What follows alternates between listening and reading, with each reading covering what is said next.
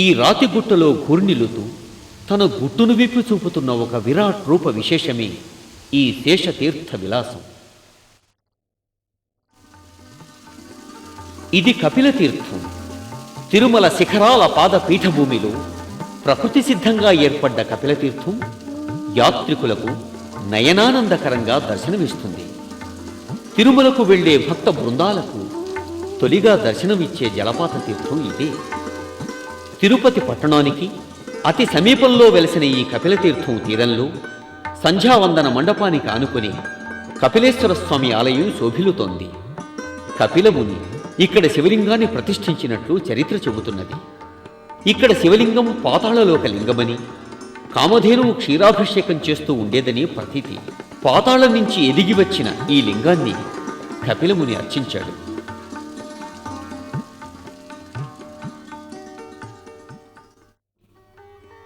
అది అలమేలు మంగాపురం. అలర్మేలు మంగ అంటే పుష్పం మీది దేవత అని అర్థం. అలమేలు మంగాపుర ఆలయ గోపుర సమీపంలో ఉన్న ఈ తీర్థమే పద్మ సరోవరం.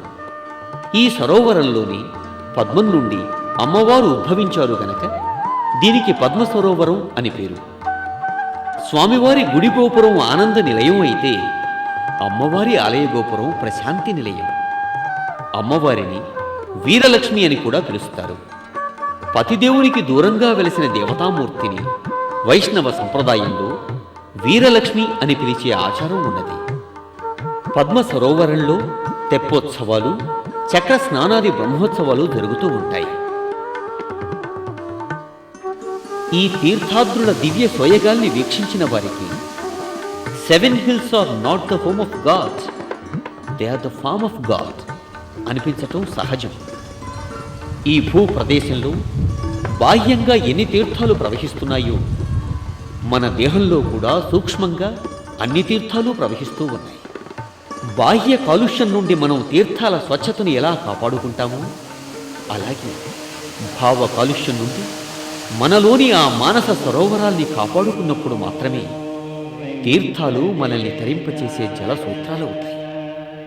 సూక్తాలవుతాయి.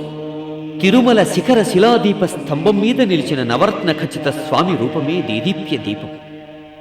సప్తగిరులనే పడగల మీద వెలుగుతోన్న ఆ మణిమయ రూపమే లోకైక దీపం.